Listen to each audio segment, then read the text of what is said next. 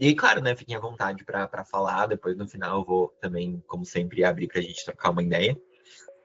O que a gente vai fazer aqui, como sempre, olhar para tendências num primeiro momento mais macro, que estão moldando o cenário, tanto coisas que estão no hype, trends rápidas, quanto também algo que possa ser uma tendência mais comportamental, mais macro mesmo. Em segundo ponto, olhar para novas direções de conversas, o que está rolando. Então a gente está dividindo aqui entre trend, depois um bloco talks, que são as conversas e os cases que estão rolando, e no final alguns insights, baseado em tudo isso. Dessa vez em específico, a gente também vai olhar um pouco rapidamente para o que rolou no Festival de Cannes, que aconteceu recentemente, já que é um tema relevante, o Brasil foi homenageado, deu polêmica também em um dos cases vencedores, e a gente vai comentar um pouco sobre isso. Fontes, né? Várias fontes aí, inclusive dessa vez trago também a equipe Filé como uma das fontes, porque agradeço muito vários cases e ideias, insights têm vindo de várias pessoas aqui. Não vou citar todo mundo para não correr o risco de esquecer alguém, mas várias pessoas têm sido bem participativas aqui em mandar referências, mandar cases, mandar sugestões. Alguém, por exemplo, falou, acho que foi o Andy, falou sobre também de vez em quando trazer um case negativo para a gente observar o que deu errado também. Então essa é um pouco a ideia. A gente colher mesmo as ideias que vêm de vocês, os insights que vêm de vocês, e fiquem bem à vontade para sempre mandar, usar essas telas para clientes e tudo mais. Bom, então começando com trends, tendências de comportamento e outras coisas que estão moldando esse primeiro bloco. E aí aqui, rapidamente, vamos olhar para coisas que rolaram no mês de maio, assuntos, coisas que dominaram aí a internet e as buscas. Então, com mais pessoas em casa, porque o frio tá pegando, então isso tende a aumentar agora em junho e julho também, né? Com mais pessoas em casa, cresce buscas mais caseiras e bairristas. Então, por exemplo, crescimento enorme de busca, em mais de 4.000% em loja de plantas, então coisas para tornar a casa mais confortável, já que as pessoas estão saindo menos, indo menos para jardim, para lugares externos, então que a minha casa tem esse tom de plantas e coisas, é interessante. Segundo lugar, 3.500% de crescimento, filmes e séries novas, as pessoas buscando outras coisas para se entreter, dicas, sugestões de coisas para assistir. E em terceiro lugar, com 3.300% de crescimento, comércio perto de mim.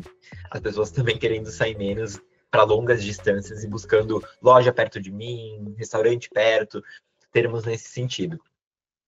O frio virou trend no dia mais frio do ano, a expressão que frio teve 22,2 mil menções, então olha como teve um pico grande, né? É interessante, assim, claro que nem sempre a gente vai ter essa facilidade na pauta de fazer algo super rápido, super dinâmico no momento, mas é legal quando possível, daqui a pouco a gente já tem um conteúdo pronto, engatilhado, passa para frente, sobre essas temáticas, que a gente possa ter algo num timing rápido quando acontece algo como esse dia mais frio, né? Então algum conteúdo brincando com isso, ou até olhar para isso, né? Olhar para essas coisas que as pessoas estão pensando. Elas estão pensando em loja de plantas, elas estão buscando filmes e séries novas e elas estão buscando comércio perto. Então daqui a pouco são ideias e temas que podem guiar criações de conteúdo também ou ideias para os clientes.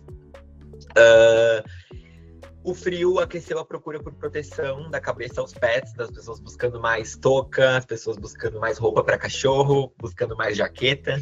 Também são termos que estão crescendo aí bastante. Datas que aquecem a memória, então também tivemos datas aí recentes. Feliz Dia das Mães, teve um crescimento bem alto em busca. Acho que tem gente mandando, não estava vendo, deixa eu ver. Olha aí, pro bem, exato. Exato, várias oportunidades aqui. Festa junina, um crescimento de 800%. Presentes feitos à mão, um crescimento de 30%. Let It Go, Sereias e Casal Pop. Então o termômetro caía, mas o feed seguia quente com trends, fofoca e trilha sonora de Frozen. Então no topo do TikTok, hashtag sereia, uma trend aí que tá rolando no TikTok com inteligência artificial. Claro, Zé Felipe, Virgínia e Zé Felipe também dominou aí as redes sociais, enquanto a trilha sonora Let It Go tá crescendo bastante em áudios no TikTok e no Reels também. Em termos de buscas, as pessoas começando a olhar mais para live, né? Uma vibe meio pandemia, assim, mas com as pessoas em casa, elas consumindo live de São João. Acho que é uma coisa bem do contexto do público sertanejo, que ainda rola forte. As pessoas buscando novelas no YouTube. Também tem esse nicho aí das pessoas consumindo conteúdos de diferentes formatos. E o GTA foi outro vídeo que teve busca em alta, falando aí de YouTube. Outra coisa que tem sido uma febre, aí falando desses modismos e hypes rápidos, é Bobbie Goods, né? As pessoas estão crescendo muito, tá crescendo muito essa busca por Bobbie Goods e conteúdo em torno disso, com visuais, vídeos relaxantes, visuais leves, ASMR, que são basicamente esses desenhos, né? Essa pintura. Nossa, Isa. 25,9 mil menções, 90% de crescimento de busca e 83% de sentimento positivo. Ou seja, as pessoas gostam, né? É algo confortável, uma tendência confortável, que também tem tudo a ver com o verão. Então, as conversas em torno disso tendem a ser bem positivas. Pouco hate na comunidade do Bobbie Good. Hashtags que dominaram o mês, e ainda vale para junho também. Vale tudo, Garota do Momento e Novo Papa. Então, novela e Novo Papa. É interessante ver que isso é algo que vai ter ali uma outra tela falando sobre isso mais pra frente, mas que o consumo de TV mudou. Não significa que as pessoas não acompanham mais novela e essas coisas. Mas elas acompanham muitas vezes pelas redes sociais, acompanham muitas vezes pelos streamings, pelo Globoplay. O comportamento mudou, mas continua movimentando assuntos. Mais menções, inclusive, que o Novo Papa, né? Tipo, o assunto do mês de maio não foi tão hypado quanto as novelas. Mesmo que a audiência não demonstre um grande hit, elas não são novelas acima da média, em audiência na TV. Então esse comportamento vem sido mais multicanal mesmo, das pessoas consumindo programas da TV aberta.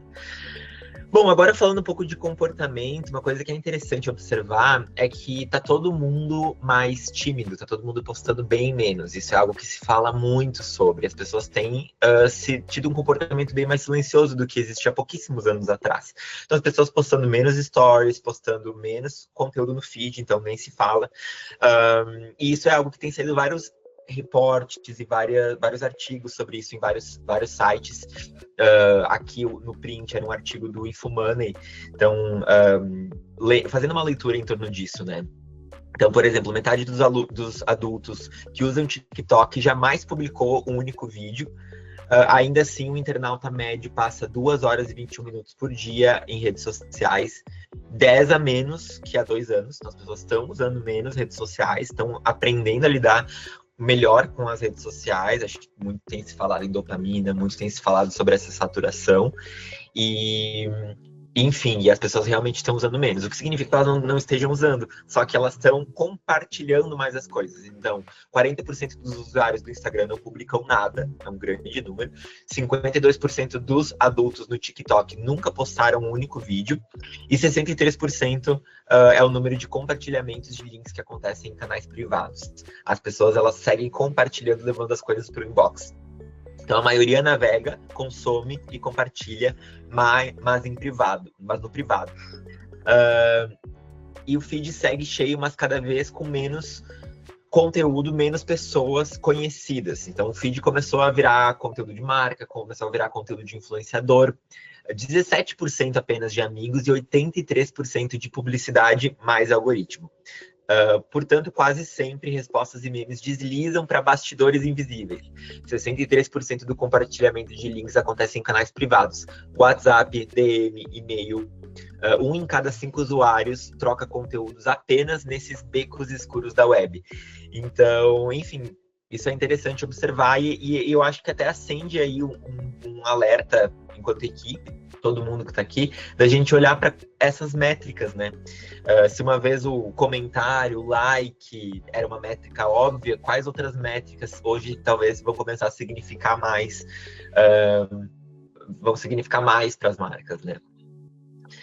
Bom, dentro desse contexto de saturação digital ainda, o engajamento do Instagram como um todo caiu de 25% a 28% em 2025. Então, o engajamento do Instagram caiu, mais dados aí para a gente trazer para os relatórios, para os insights, né? Que realmente o engajamento geral de todas as marcas caiu justamente porque as pessoas estão menos tempo usando. e focando nos espaços de direct, focando nos espaços de compartilhamento privado. A presença no Twitter também diminuiu drasticamente. O feed vem perdendo importância para as marcas, para as pessoas. Muitas vezes o compartilhamento do conteúdo acontece no Story, na aba de Reels. O crescimento de grupinhos particulares, pessoas usando menos redes sociais, foco em perfis pessoais. Então, às vezes, criar um outro perfil, isso acontece muito na geração Z, criar um perfil secundário onde eu não sigo família, eu não sigo marca, eu só sigo quem eu gosto muito de acompanhar. E menos quantidade de pessoas, mas mais qualidade de conexão. O Dix, exatamente, Gil. Eu tinha esquecido do nome. Mais contexto, então, necessidade de novos KPIs, acho que para times de marketing é um banho gelado. A gente tem modelos de atribuição que ignoram boa parte desse boca a boca moderno, que esquece a relevância privada. No plano de fundo, a gente ainda tem a queda no tempo de tela social, que indica uma fadiga. As pessoas estão menos minutos no feed e buscando uma curadoria mais própria, as pessoas criando sua curadoria, né? Então, moral da história, se as redes sociais nasceram como praças, hoje elas lembram prédios espelhados, vitrines que piscam por fora e corredores silenciosos por dentro. Então, é aquela coisa assim que as pessoas estão olhando meio de fora e participando cada vez menos com conteúdo. Enfim, né, vários pontos aí para se pensar, mas eu diria que o principal aqui, ponto da gente levantar e pensar que estão realmente nessas necessidades de novos KPIs. Daqui a pouco o save e o compartilhamento ele vai valer muito mais do que o comentário e a curtida. Acho que isso já é uma realidade.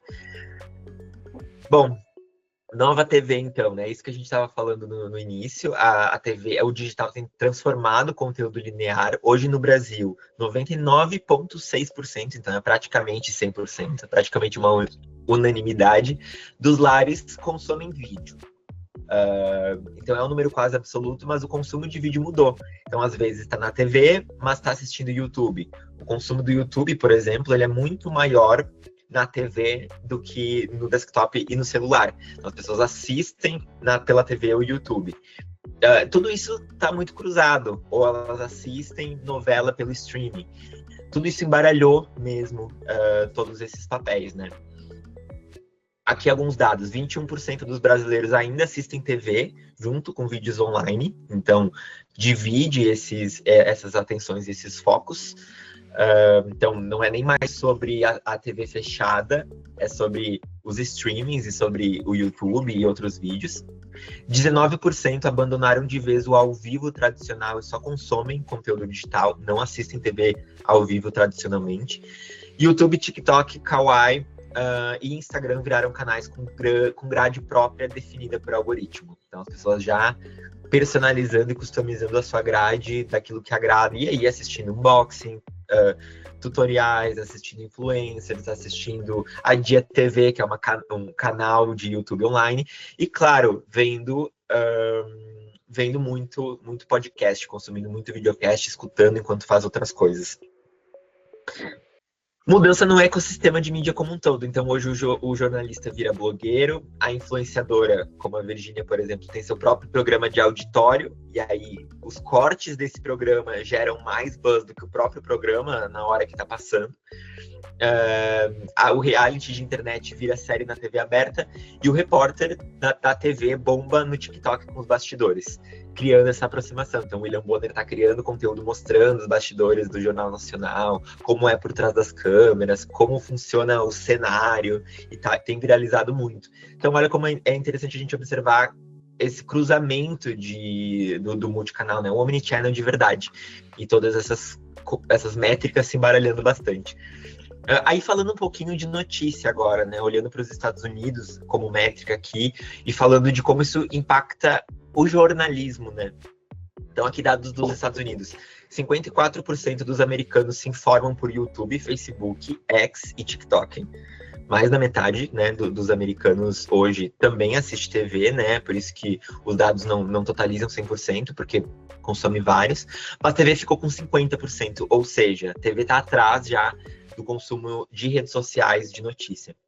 Site de notícias com 48% só, então mesmo na internet as redes sociais ganham dos sites de notícia confiáveis.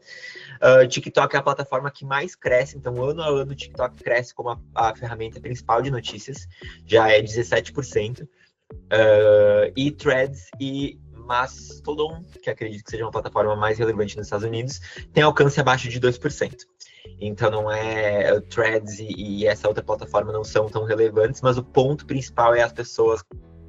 Isso, claro, tem acontecido também no Brasil, em outra escala, mas né, uma crescente, tem visto mais credibilidade nas redes sociais do que nos influencers, no conteúdo baseado no algoritmo, do que na própria mídia tradicional. Bom, uma coisa que é interessante, se fala muito de construção de comunidade. Eu estava lendo esse artigo e achei muito curioso, que fala que, na verdade, a construção de comunidade, a gente tem a sensação, quando fala de construção de comunidade, que são pessoas em grupos trocando e interagindo entre si, conversando, uma comunidade. E, na verdade, é muito menos sobre isso e muito mais sobre o espelhamento de consumo. Eu quero seguir o que essa comunidade está consumindo e comprando também para eu me sentir pertencente. Então, eu quero ter a garrafa Stanley, a garrafa Wala, que eu tenho, hipocrisia, mas é isso. Quero comprar Super Coffee, quero acordar às 5 da manhã, quero ler Café com Deus Pai, quero tomar uma chá. Tudo, e aí isso é se sentir pertencente de uma comunidade, é performar todo esse consumo. Então são rotinas idênticas, objetos idênticos, uma linguagem visual idêntica e a vontade de pertencer, só que o plot twist é que nenhuma pessoa conversou entre si nunca. Então achei bem interessante esse artigo porque ele contextualiza um pouco mais sobre isso, né? É uma coreografia coletiva, na verdade, em busca de pertencimento, em busca de replicação e não de interação. E, enfim, claro que existem várias maneiras das marcas se contextualizarem, por isso que as collabs ganham tanta força, porque se eu faço uma collab com Stanley, se eu faço uma collab com Super Coffee, eu começo a conseguir participar de outras comunidades e outras tribos também, enquanto marca. Mas achei legal, assim, contextualizar o que significa também crescer comunidade, né? Muito mais performance do que interação de fato. Por isso que as marcas bem feito, eu acho, né? Bem trabalhado bastante a questão de drops, principalmente as marcas de moda. Então, elas constroem antecipação e hype em torno de novos produtos e aí lançam um drop e dá a sensação de escassez, porque logo aquele drop vai acabar. Então, é justamente a performance em torno dessa comunidade, que é o que vem acontecido bastante nesses novos produtos colecionáveis. Então, Crybaby, Bobbie Goods, fala muito sobre a necessidade e a vontade de pertencimento através de algo colecionável e através do consumo, né? E enfim, é claro que tem várias análises para fazer, porque sempre vai ter algo novo a comprar, uma nova tendência, um novo hype, e é importante, né, a gente olhar para isso e tentar separar isso, né? O TikTok, o Instagram, nessa leva de conteúdo mais autêntico, orgânico, faz toda essa necessidade de consumo parecer algo espontâneo, parecer algo autêntico, e porque parece menos comercial, porque parece mais orgânico, porque parece algo mais natural. Outro ponto interessante é que isso vem mudado bastante o mercado de luxo. Então, se uma vez ter uma bolsa com um monte de estampa do Louis Vuitton era luxo, hoje em dia não é mais isso, né? E as marcas de luxo têm ressignificado, porque hoje em dia eu posso comprar algo fake, né? Posso fingir que aquilo é verdadeiro ou posso performar isso de várias maneiras. Então, o que tem sido acontecido, além do Quiet Luxury, que foi uma tendência, um hype muito forte de 2022, 2023, que ainda segue, que são basicamente grifes que não têm esse mesmo contexto, os logos são mais minimalistas, enfim, né? Um luxo silencioso. Além disso, também as marcas vêm começando a apostar em experiências. Então, quando o luxo se democratizou, ele agora se torna uma experiência. Eu vou dar play nesse vídeo só porque eu acho que ele sintetiza, explica muito bem isso, melhor do que eu vou conseguir colocar em palavras.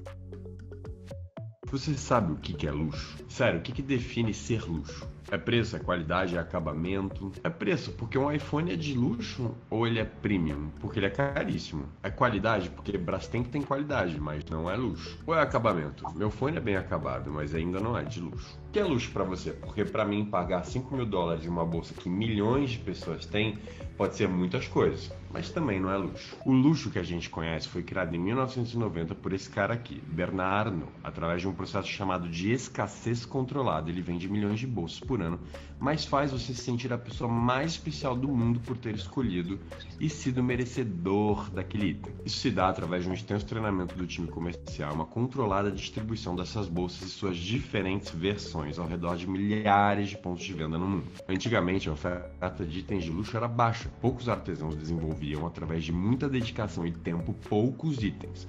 Mas agora tudo é mecanizado e industrializado, inclusive aquela tão sonhada bolsa. Então o que é mais luxurioso? Esse item que tem milhões de exemplares e reedições, ou essa calça jeans feita no Japão com 25 exemplares que nunca mais vai ser copiado? Esse perfume que milhões de pessoas cheiram igual, ou esse aqui, feito só pra você? E nesse desfile altamente instagramável com milhares de convidados, ou nesse aqui que tinham 30 convidados e celulares proibidos? Em um mundo onde tudo tem que ser super conectado e te obrigar a ser offline é uma forma de luxo? Para mim, a definição do luxo se dá em qualquer coisa que para você celebra o seu sucesso.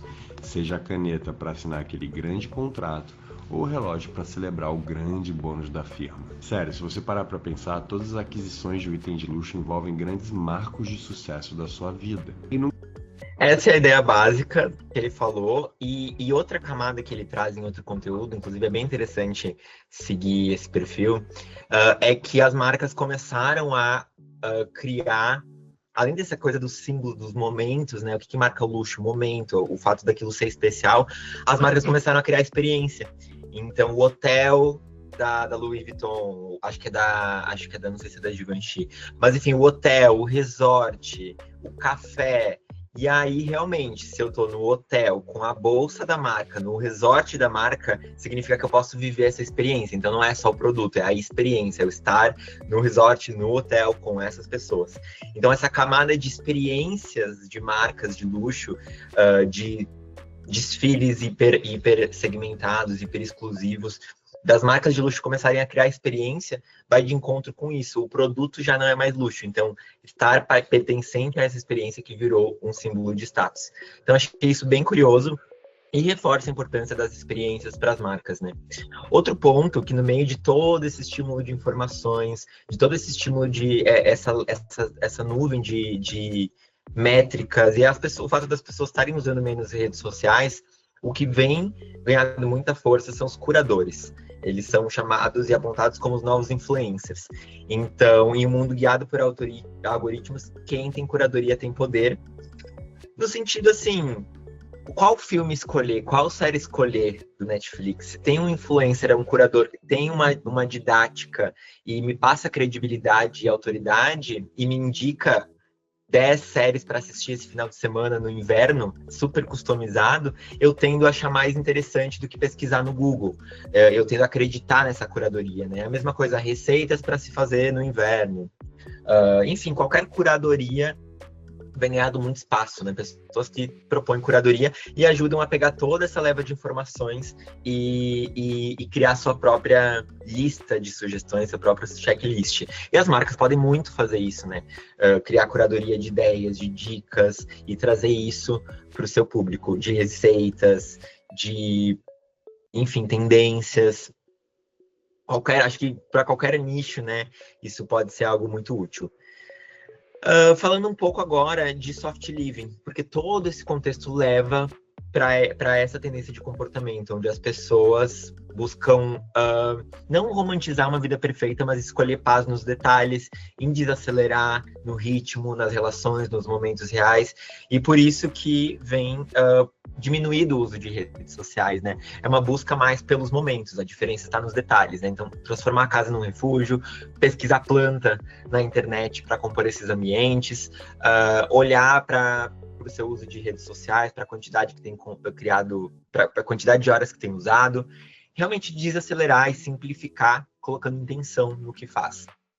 Isso é algo que tende a crescer, né, aí nos próximos anos, porque é a forma que a gente vai ter que aprender a lidar com esse arsenal de informações. E a promessa, desde a máquina a vapor, a gente tem essa promessa de que a tecnologia vem para a gente poder ter mais tempo para ser humano. E essa promessa nunca se concretiza. Vem a internet, e na verdade, o que acontece é ao inverso, né? Então, tudo indica que a inteligência artificial, desde que a gente coletivamente entenda isso e saiba usar, pode cumprir esse nuance, né, de permitir que a gente desacelere um pouco mais.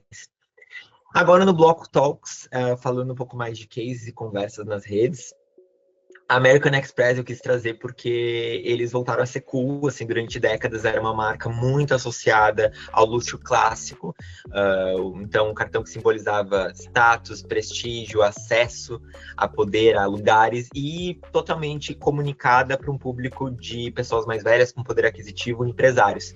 E eles fizeram um shift na marca total, e hoje o principal público da marca é a geração Z e os millennials. Eles fizeram isso de várias maneiras, mas o ponto principal é o foco em experiências ao invés de bens. Então, ao invés de criar parcerias e coisas em torno de bens, de brindes e coisas nesse sentido, eles criaram benefícios em torno de experiências. Então, benefícios em restaurantes, aplicativo de mobilidade, Uber, evento, mídia digital. Eles fizeram aquisição de uma empresa especializada em reservas de restaurantes, fizeram aquisição de uma empresa especializada em experiências exclusivas, outra aquisição de uma empresa especializada em pagamentos em bares. Então, buscaram facilitar a experiência e trazer mais comodidade para as pessoas, ao invés de focar em bens. E aí, como resultado, a geração Z e Millennials usam a Max quase 2 vezes mais para alimentação do que outras gerações já usaram. Então, achei curioso, né, esse foco realmente em experiências que essas novas gerações vêm buscando versus ter, né, mais sobre poder vivenciar do que ter. Isso aparece em vários outros contextos, né? Mobilidade, as pessoas estão assinando mais carros da nova geração, alugando mais, fazendo esses planos de assinatura do que comprando um bem, coisas nesse sentido, né? Outro ponto interessante, outro case interessante que eu achei, porque é super orgânico e quase sem custo, foi da Fiverr. Eles são uma plataforma de freelancers, de jobs, né? E com o LinkedIn cheio de... Esse foi o problema, né, que eles pontuaram. O LinkedIn cheio de vagas genéricas, cheio de coisas ali criadas até com ChatGPT, hoje em dia, claro, para otimização. Eles decidiram fazer uma ação super criativa. Eles ridicularizaram isso, nomeando as vagas abertas e associando com questões reais do cotidiano. Então, o que eles fizeram? Ao invés de abrir uma vaga com nome padrão, eles abriram vagas tipo especialista em fugir de brainstorming desnecessário, que também é product designer. Alguém que dirá, você está errado, para o nosso CEO, que também seja engenheiro full stack. Alguém que só diz incrível quando algo realmente é incrível, que também seja um gerente de marketing. Então, eles começaram a brincar, né, com situações reais do cotidiano de mundo de trabalho como algo mais importante do que a vaga em si. E fizeram uma ativação interna, onde os 357 colaboradores da marca mudaram seus títulos no LinkedIn, incluindo o próprio CEO, que colocou que ele é um negador de meetings desnecessárias e também o CEO da empresa e fundador. Então, enfim, isso trouxe vários insights ali, vários dados legais para a marca, 2,6 milhões de visualizações no LinkedIn, 91% mais tráfego na página de carreiras, 43% de aumento em candidaturas comparado com o período de 2 meses anterior à campanha, todas as vagas preenchidas, ganhou um prêmio do próprio LinkedIn. Enfim, eu acho que o ponto principal é que quase zero custo de mídia, totalmente orgânico, e os colaboradores sendo protagonistas dessa ação. Então, enfim, isso eu acho que traz aí vários insights super criativos. Bom, falando um pouco do rebranding da Jaguar, aí falando ainda de assuntos do mês, do timing aí recente, acho que todo mundo ouviu esse rebranding, ouviu várias discussões sobre ele. E o que acontece aí como desfecho, e aí por isso eu trouxe, né, essa coisa do case negativo, é que a Jaguar acabou demitindo a agência que criou essa campanha. E o que os dados falam sobre isso é que reposicionamento é mais do que mudar a logo, é realmente escutar o público, né? Eu acho que poderia ser válido o posicionamento que eles decidiram seguir, mas não tinha nada a ver com o público da marca. E aí ficou aquela coisa, será que vai mudar o público? O que eles estão buscando? E pelo desenrolar e pelo desdobramento e como eles seguiram comunicando a campanha depois daquele hype inicial, mostrou que era realmente falta de estratégia e despreparo, porque nada ali vingou, nada ali se conectou com alguém depois. E foi realmente uma ideia que poderia até, talvez, ser bem executada, audaciosa, mas que não teve boa repercussão em nenhum público.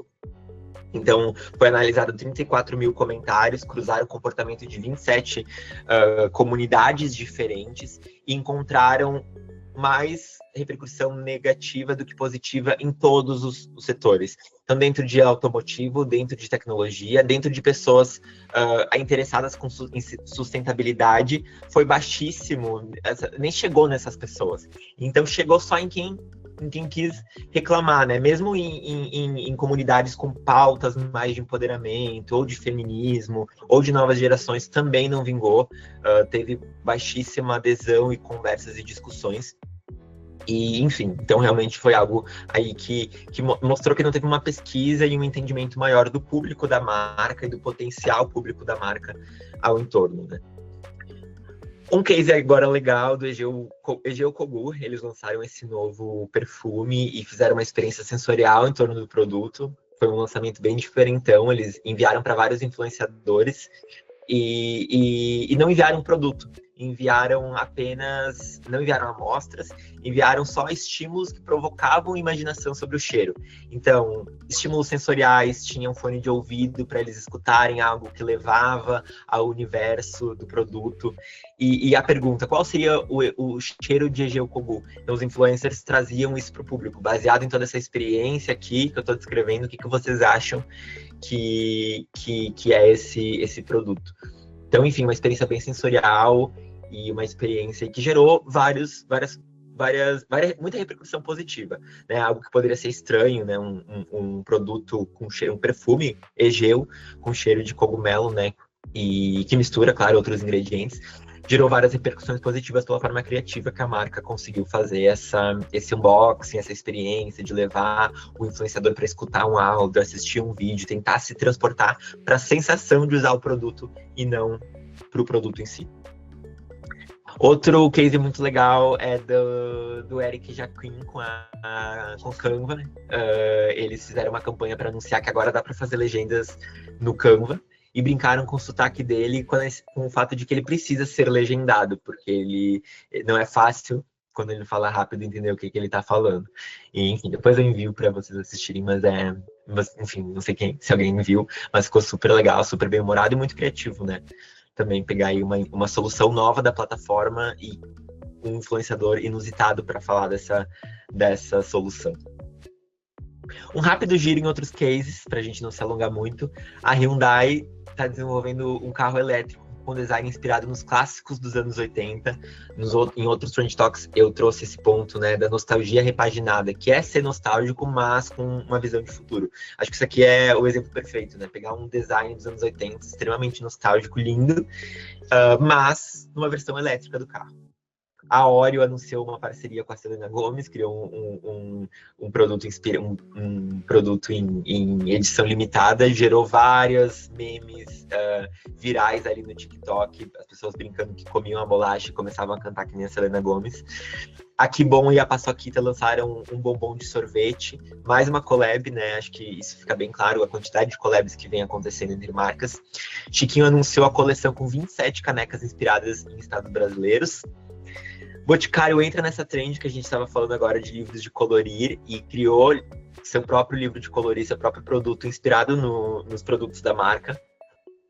Enfim, várias outras collabs, Starbucks, uma coleção em parceria com Farm Rio, a Piracajuba criando um novo produto em collab com Mike Mu, voltado para o público infantil. Então, essa coisa das marcas buscando se conectar com comunidades através desse contexto de collabs, né? Aqui uma inspiração para os AONs aí, para as redes sociais, para os designers, para os criativos. Eu tenho sido impactado por alguns conteúdos dessa marca com esse formato dinâmico no feed do Instagram. O post literalmente é um mockup do feed do Instagram que finge ser 2 posts. Então, quando está rolando o feed, dá essa sensação de que, enfim, o produto ali invadiu seu feed, invadiu ali a tua navegação de uma forma dinâmica, né? O líquido caindo ali em cima do feed. Enfim, achei interessante, acho que a gente tem aí esse potencial de trabalhar com esse formato que chama atenção, engaja bastante. Todos esses conteúdos, eu não segui essa marca, todos esses conteúdos apareceram virais para mim ali no meu feed. Temos livros de colorir de bancos também, a dele eu mesmo. Interessante. Agora, passando rapidamente pelo Cannes, o Brasil ganhou o Creative Country of the Year. Foi a primeira vez que existe esse prêmio. Todo ano um país vai ser homenageado com esse prêmio. E o Brasil foi escolhido para ser o primeiro devido à grande relação que tem com Cannes, mas um grande impacto na publicidade mesmo, né? A gente tem vários nomes, acho que anos 80, 90 foi a época de ouro da publicidade brasileira na TV, das possibilidades de trazer isso na TV, das narrativas. Tem um documentário muito interessante na HBO que fala sobre isso, e fala que naquela época era dono de agência trocando diretamente com o dono da empresa, porque as empresas eram muito familiares, não tinha tanta essa questão das multinacionais, da globalização. Então, o dono da agência trocava ideia com o dono da Havaianas, e aí, claro que a relação era outra que se criava, né? E aí, nessa época dos anos 80, 90, o Brasil... Nossa, era o maior país, e ainda é. Eu acho que a forma que a gente faz as coisas com influencers, com creators, é muito inovadora. A Natura, a gente tem um monte de marcas valiosíssimas globais, e foi justamente por isso, né, que o Brasil, nesse contexto que o Brasil foi homenageado. E a Natura, inclusive, foi premiada como a marca mais sustentável do mundo. Um debate que aconteceu foi em torno desse case. Eu não vou entrar em muitos detalhes para a gente não se alongar aqui, mas o More Efficient Way to Pay. Então, o que foi o debate aqui? Que a agência basicamente criou um case que as pessoas estão apontando como um case fake, que não aconteceu de verdade. Essa campanha teria sido forjada para ganhar o prêmio, para concorrer ao Cannes e ganhar, e ganhou. Então as pessoas estão reivindicando isso, criticando, e o Cannes já abriu aí uma auditoria para entender realmente esse processo. Tem vários motivos técnicos que apontam para isso, dados forjados, eles fingirem que a campanha teve mais impacto pelo vídeo case dela, ela parece ter um grande impacto social do que teve. O cara da DM9 foi demitido hoje, eu não sabia, ideia interessante. Enfim, vendo o vídeo dá para sacar um pouco, assim, que é fake. Eles pegaram trechos de TED Talk e aí mesclaram com trechos que a palestrante não falava de verdade. Eles forjaram uma reportagem de algum canal de notícias, da CNN, eu acho, no videocase, como se a repórter estivesse falando da marca e a repórter não estava naquela reportagem. Então, provavelmente, eles contrataram a repórter para gravar em estúdio aquela fala e fingir que era parte da reportagem. Então, assim, coisas bem escancaradas mesmo para tornar... a ideia é ótima, a ideia é excelente de uso de dados para algo real, né, para um impacto positivo na sociedade, mas realmente foi uma ideia vazia que não foi implementada, não foi executada de verdade, portanto não mereceria ter ganhado esse prêmio, né?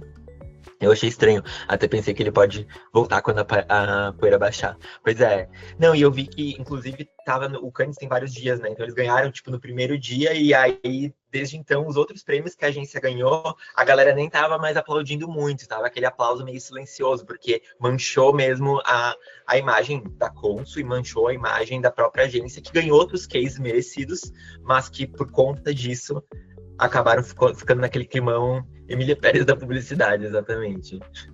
Mas, enfim, curioso.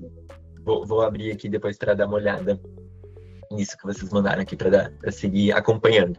Mas é isso, né? E também, claro, é um case brasileiro, então toda essa brincadeira do tipo, bem no ano em que o Brasil ganha o país criativo do ano, isso acontecer, tipo, fala muito sobre a sociedade brasileira, todo esse debate mesmo em torno, né, desse jeitinho brasileiro. Mas, assim, é algo também que acontece, e é corriqueiro nas premiações, é corriqueiro no Cannes, desse tipo de campanha fake ganhar prêmios e ser feita para prêmios. E eu acho que acende aí um debate de auditoria e regulamentação mais organizada. Uma campanha que ganhou Cannes, que eu quis destacar aqui, que eu achei muito interessante, eles usaram o IA. Purpose advertising. Purpose marketing. Purpose marketing.